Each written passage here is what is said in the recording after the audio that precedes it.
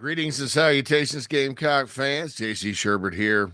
This is Coffee for Monday, February 17th, the year of our Lord 2025. Thanks for joining me here on a Monday morning. I hope all of you are doing well. I hope all of you are ready to start your week. I'm ready for the winter to end myself, but I know I won't necessarily get that, except for my trips back to South Carolina here in the coming months, but that's okay. That's okay. So a good weekend this past weekend around Gamecock land. I think it was awesome that the weather sort of held up and ended up being really good for the celebration this past weekend to honor Ray Tanner, named the field after him. We had a fantastic opening day baseball extravaganza or special this past weekend. Really great interview with Ray Tanner. If you want to go check it out on our YouTube channel, also please hit subscribe on that YouTube channel because that helps us and it doesn't cost you a thing but clicking the button, which takes half a second. But really good 50-minute interview where he gets into a lot of different things as far as coaching and putting his teams together. The stuff that really for the past 13 years, when you've heard an interview with Ray Tanner, people don't want to talk about. People usually are asking about what's next in this changing world of college athletics or facilities or other sports or baseball itself when there's a coaching change or whatever. So it was kind of, I guess, Ray Tanner being Ray Tanner again, or the Ray Tanner that we all, came to know and love back when he was the baseball coach. Not that I didn't like him as an AD, but that's a debate that everybody's going to have apparently until the end of time. So, I thought it was really good for all Gamecock fans to take a listen to it if you care about baseball, and most of you do, to listen. The Palmetto era, in conjunction with the celebrations, got off to a pretty good start. We've had Maneri on the show. We had him on the special. He's very generous with his time, tends to break news when he's on with Jamie, likes Jamie a lot, in our show a lot. But he was really building up Sacred Heart coming into the game, and so was Stuart Lake and a lot of the other baseball folks that we have. But and then they played well the first night, but you could tell as the weekend went on, not only were the Gamecocks good and playing good sound baseball, but that they hadn't been on a baseball field really all winter. So their coach was talking about that.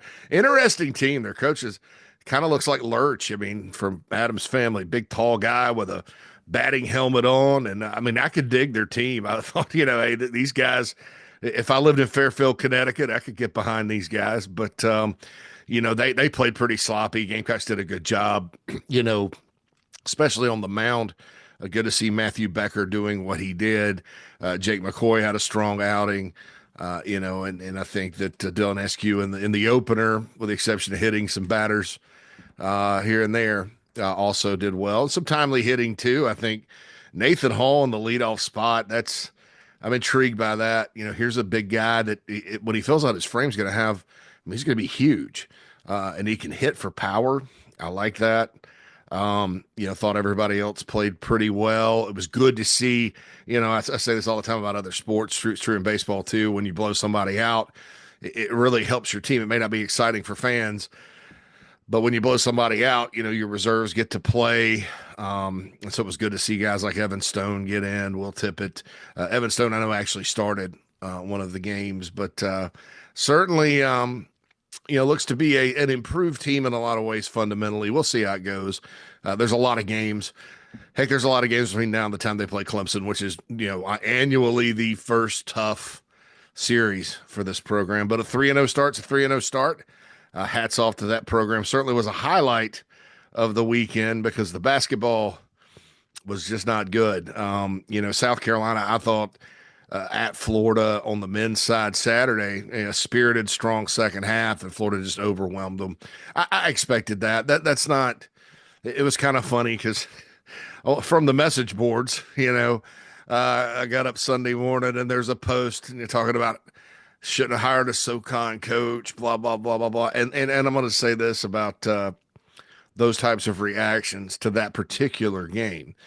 Number one, I think logically it's frustration of the whole season. I mean, you can't argue with the record.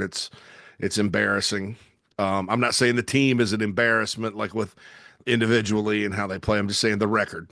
I'm saying an inanimate object, a not a person is embarrassing. So just clarify that.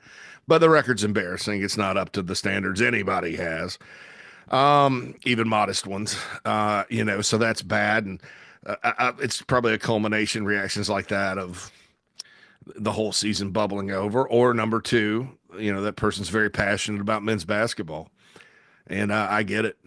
I'm behind people like that. I don't think it was the reaction appropriate. No, but I can appreciate the passionate end of it. Don't agree with the context, but hey, if you're that fired up, after a loss by 21 against the third ranked team in the country, who's really good, who won at Auburn, by the way, down there where South Carolina at times has won, but sometimes not. The Final Four team, I think, lost by about 16 at Florida that season, by the way. So, and again, it was close for a half, but that's number two, or number three. Somebody who's doing what some folks, myself included at times, does on a Saturday night. And hey, let's just tee off, man. But anyway, so another loss there, and LSU's coming up, and Mike Morgan's actually going to Baton Rouge to call that game, and they're kind of down there with Carolina record wise, but lo and behold, they won at Oklahoma, so dare I say they're streaking right now. So who knows? Who knows if you can cut down on the turnovers and LSU doesn't play their best, maybe you win the game. So I have no idea what to expect. The women got beat down. It was a score that would remind one of Dawn Staley's early days. 87-58 to UConn. UConn shooting lights out. Just kept draining threes. Carolina's never responded in the game. What does this mean? Well, it means you got to get up off the mat and flush it and move on, because there's a lot of basketball left to be played, and this program has standards. This team can still achieve a lot this year, can still get to the Final Four. Basketball is not an undefeated sport. It's just they're not going to run away with a 39-0 record. That'd mean they can't do it. I don't know that there's a huge difference consistently between South Carolina and the top 10 teams in the country. But on a given night, this team, when it has an off night, they can get beat. So we'll see what happens moving forward. But disappointment on the hardwood over the weekend. Lots of other stuff going on around college football we'll talk about on the show later today. Ross Dellinger with another massive report on the future of the playoff. Some things I like, some things I don't. His article talked about having a Big Ten challenge with the Big Ten and the SEC, and not only that, but also going to 9 conference games. And I'm like, are you kidding me? I mean, come on. Money's great, and everybody needs revenue, but find another damn way to do it. And please don't expand the Big Ten SEC bowl tie-ins. I mean, if you're going to do that, I mean, I don't know what to say. And I'll talk more about that later because it's not the main topic of coffee. But I was just, some of the stuff in there makes a lot of sense. I like the auto bids. I actually like the idea of taking the champions, the top two, making them giving them the 2 auto bids instead of having them play a championship game in Atlanta, because I don't really like the notion of a championship game where you just take the top 2 and then rely on tiebreakers. I think that's kind of stupid for football. I mean, a 17-team division where not everybody plays everybody, and then you're just going to let the top 2 with the best. I mean, because it's going to be the teams with the easiest schedule. Now, it wasn't this year. Georgia didn't have the easiest schedule, but Texas did. And so I completely love that, because what they'll do is, you'll have 4 auto bids to the playoff with the SEC. Hopefully they go to 16 and there's more than one wild card. Maybe there's 2. The NFL for years just had one wild card. But hopefully there's two, and hopefully there's no buys, that kind of thing. It's funny, the other leagues are screaming about access, but they don't want 16 teams, and I'm flabbergasted by that. But logic would dictate, this is an illogical sport, that the more teams you have, the more spots you have. So what they would do, in other words, is take one versus two, send them on to the playoff. And their reward for finishing first and second really would be, you don't have to play championship weekend if you want the time off. I'm not convinced a bunch of time off is the best, by the way. The buys, I think a lot of people like the buys not for competitive reasons, but because of money. Because none of the teams with the buys won this past year. People can say it's seeding all they want, but those teams look rusty, very, very rusty, including Georgia. And I know they had their backup quarterback, but Notre Dame looked a little more crisp in that game, if you think about it. So, hope they go to 16. The other leagues are probably no more than 14. Who knows what'll happen there? But in other words, so you take your top two, send them to the playoff, and then three would play six. Theoretically, four would play five, and they would get the next two auto bids. What do you do in that situation if there's like an upset? Say there's a three-way tie for first, and the first team out, they're 11-1, and then they get beat by the sixth place team in an upset.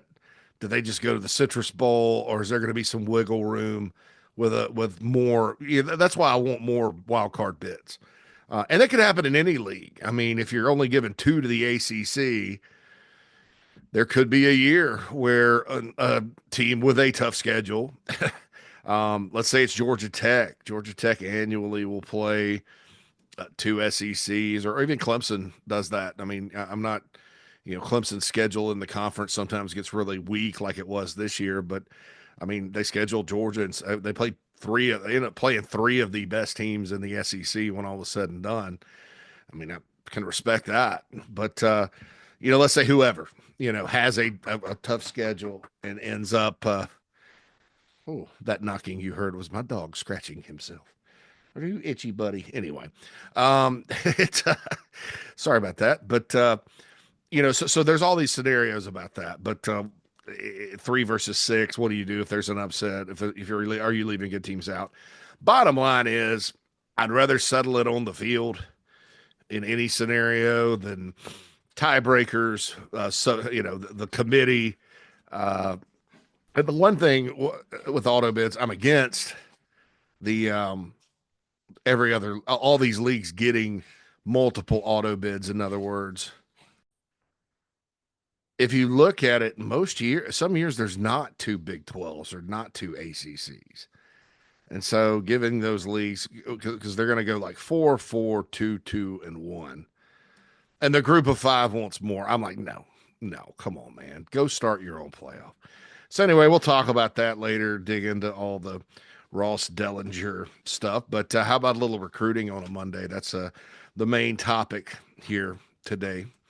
After we kind of reviewed the weekend and the weekend's news, and there is weekend news to talk about here with Trey Aiken, offensive lineman from Clinton, home of the Red Devils. He narrowed his list. I'm going to tell you about narrowing his list, and I'm going to tell you about our sponsor because we're 15 minutes in, and then we'll come back and break all this down. So the Gamecocks made it. I think they're the team to beat right now. NC State made it. Virginia Tech made it. Florida made it. And I said NC State, Virginia Tech, NC State, Florida, and the Gamecocks. There's a fifth team in there that I'll have to look up. The Ramblin' Wreck. Not surprised that an offensive lineman would be interested in playing for Brent Key. So Georgia Tech is the other. So 3 ACC, 2 SEC, Gamecocks in Florida from the SEC, Hokies, Wolfpack, Georgia Tech as his top 5. All right, so we're going to break this down and then talk about why South Carolina, which is part of D-line heaven along with North Carolina, well, this year there's kind of a difference. South Carolina is probably O-line heaven this cycle. And when you look at the state kind of trending as far as players go, There's more and more good offensive line prospects popping up around South Carolina. It hasn't always been that way, not only in South Carolina, but in the South. So we're going to talk about that. But first, I want to tell you about Encapsulate, the mushroom supplement that sponsors us here on Coffee. We got two more sponsors coming in soon, by the way, that I'll tell you about soon. Interesting sponsors here on Coffee. One makes all the sense in the world, though. Encapsulated, it's mushroom supplements. You've read about it, you've seen it. You may think it's a fad or a scam, all that good stuff. And maybe I was skeptical too until Mike Morgan sent me a box and said, "Hey, these guys are going to sponsor our shows."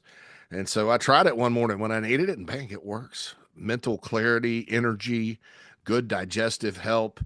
You just take two on an empty stomach every single morning, and it gets you going well. So go to encapsulateusa.com and make your order today. Put in the code JCM. That's JCM, like JC and Morgan. And you get $10 off your order plus free shipping for orders over $60. So check them out, encapsulateusa.com. All right, back to the goods here.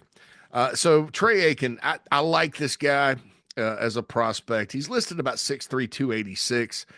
In pictures, he looks bigger than that, just frankly, for a high school prospect. It's sometimes the height and weights will get reported or put in the database and this is another drawback to ranking players too early. And they're kids, they're ninth graders. And between ninth and senior year, you grow, right? I know lots of my friends did. I was an early grower. I was the height I am now, 6 feet in middle school, which made me good at sports then at that level. I was a post player and a defensive end. But, my friends, one of my buddies between ninth grade and 10th grade grew to about, he was like 5'8", and came back, he was 6'4". And so, especially with athletes that are reshaping their body, they're losing weight, they're gaining weight, they're training. You just never know. So I think he's bigger than 6'3", 286. Even if he's not, when you get to college, let's say if he does go to South Carolina, Luke Day does a really good job with the nutrition staff and the whole program they have there with getting guys to optimal weights. I think like Xavion Hardy is listed at 285, 290 now. It wouldn't surprise me at all to see him check in the preseason and be 300. The little secret people don't tell you is this, though. You get to your optimal weight, and then you get to fall camp, preseason camp. There's nothing fall about it. John Whittle and I agree. It should be called preseason because it's in August in Columbia, South Carolina. There's nothing fall, nothing about fall. Maybe in prep for fall, you could define it that way. In prep for the fall, but preseason camp, fall camp, whatever you want to call it's fine with me. But you get there and you're your optimal weight, and then the first week when you got 2-a-days, and they don't do traditional 2-a-days anymore, but you're out there working out just about all day, working on football, moving, you can drop 20 pounds. Easy. Everybody does, though. That's one of those things that's sort of tried and true as far as college football. And they don't height and weight you August 16th because it's like everybody'd be massively concerned. You mean our starting tackle is only 265 pounds right now? Oh, my God. Maybe it's not that dramatic, but people, they do, you sweat a lot out. It's that kind of deal when you're out in the sun working. That's why it's pretty good that they have year-round workouts now. I think I have massive amounts of respect for the work these guys put in over the summer because these days they do, and it's said to be optional, but it's not. There's a little vacation time here and there. May is really the month they have off. Otherwise, they're out there working. So maybe it's not too dramatic, but they do lose weight. But Luke Day and his staff do a good job. So I'm not, 6'3", 286, and I do project Trey Aiken on the interior. And so for that, it's a good size. He's same size as like Darius Gray, who's a top 50 prospect who's also visiting South Carolina out of Virginia. Same size listed as him. But I would like to get an updated height and weight on Trey Aiken. I think that would be good. Clinton, South Carolina, I'm trying to think back. There's probably some players from Clinton that were before my time that came to Carolina that I'm not thinking of. Obviously, that's a city I'm familiar with. Presbyterian College was there. Used to go to basketball camp at Presbyterian.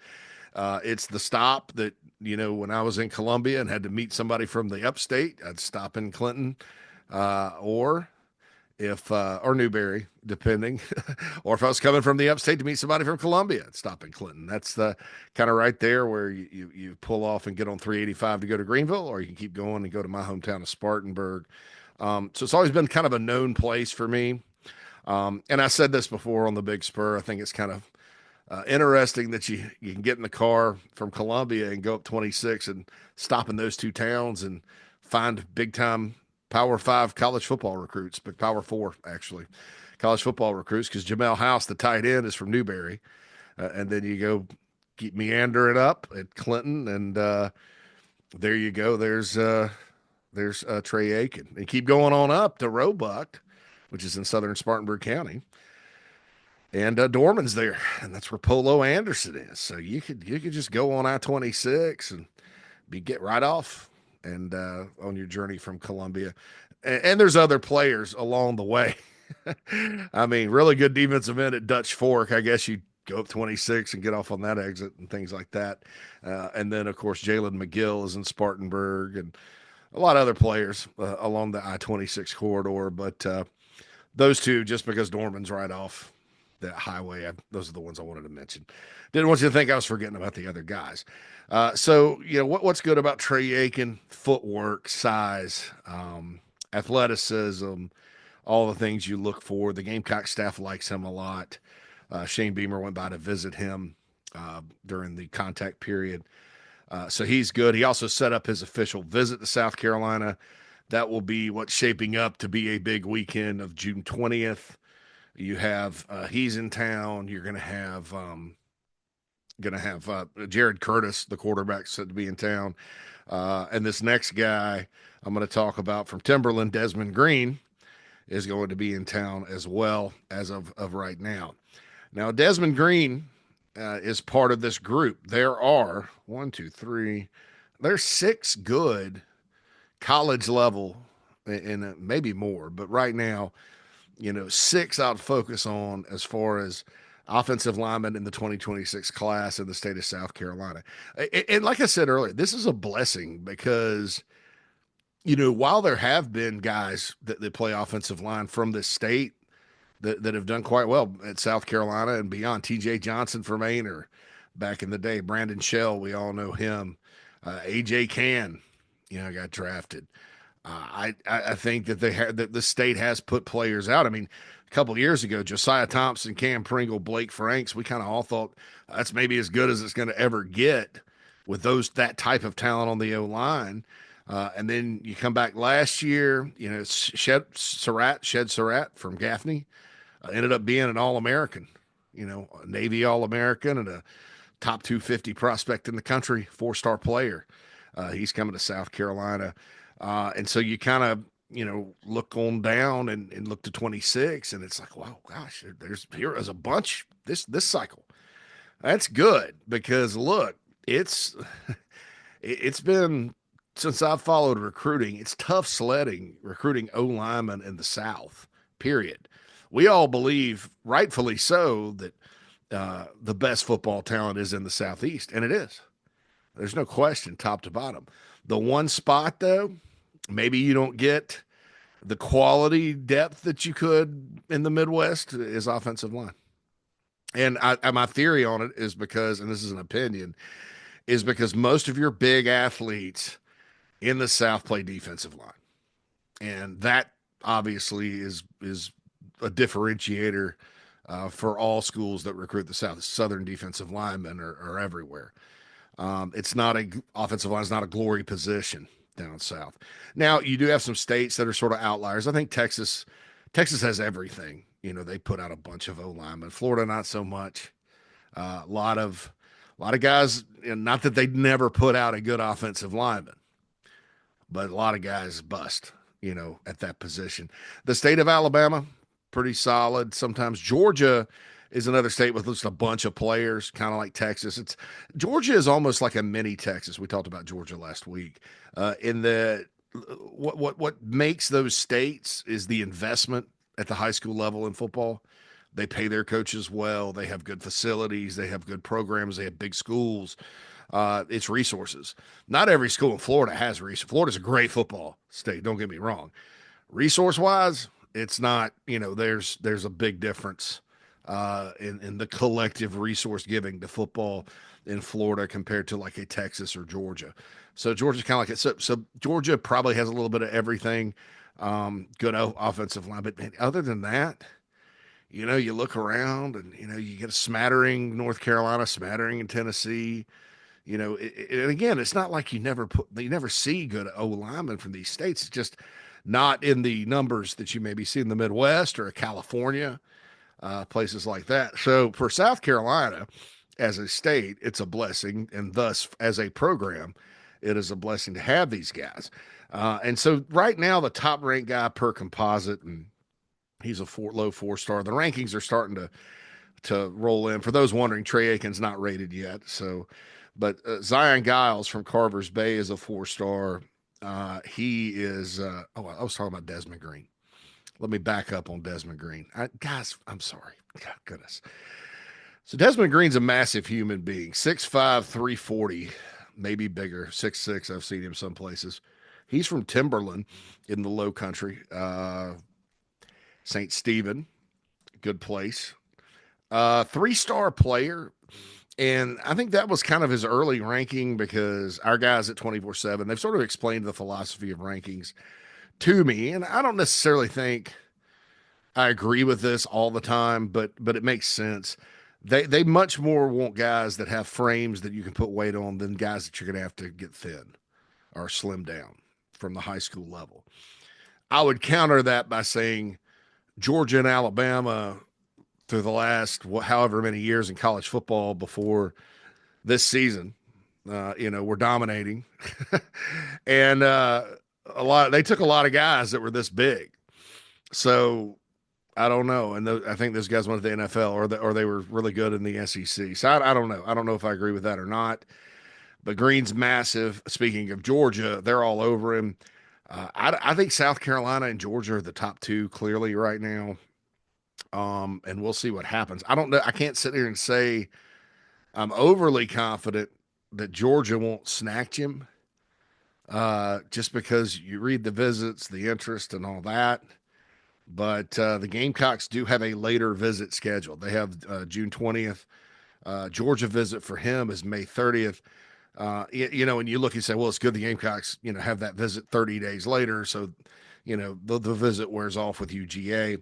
Well, that depends on how close it really is, and if there's a commit and a shutdown on May 30th. That's what you want to avoid if you're the Gamecocks. I don't necessarily know that it is. He speaks highly of South Carolina as well. But Desmond Green also coming in on that June 20th weekend, which, like I said, is shaping up to be massive. Okay, so I mentioned Zion Giles out of Carver's Bay, the first non-gathers from Carver's Bay.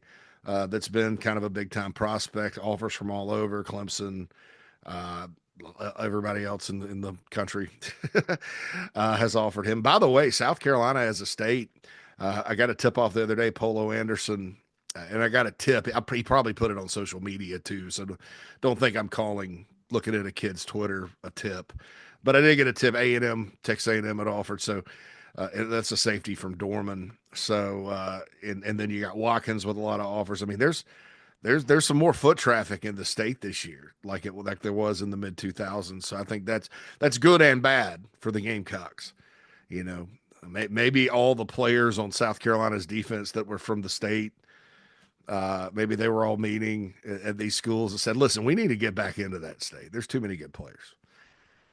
Good luck. I say. Although I always do say Georgia's going to sneak across and get a couple. It's just inevitable. It's how it happens. But, I think Clemson is in the mix for Giles as well.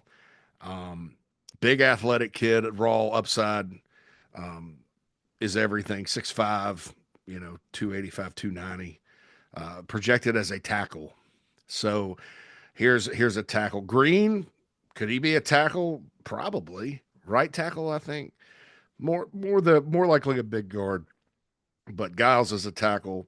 And so Carver's Bay, anybody from like Carver's Bay, Dillon, uh, Mullins, Latta, Johnsonville, Hemingway, Greeleyville, any Georgetown, all that area going up and down the coast. There's really good talent there. I mean, you got to find it, but those small towns put out players. It's been proven, and so it excites me when a player comes out of Carver's Bay because they're really pretty good. Again, with him, I don't know where the Gamecocks exactly are as far as the top of the list, but I do expect them to get a visit. And then, of course, Anthony Baxter, who we've talked about from South Point, is already committed. Another big 335 pounder. Then there's two more. Malcolm Gaston from North Augusta does not have a Gamecock offer, but he does have a Georgia offer, 6'5", 330. Kirby Smart was by the school to see him.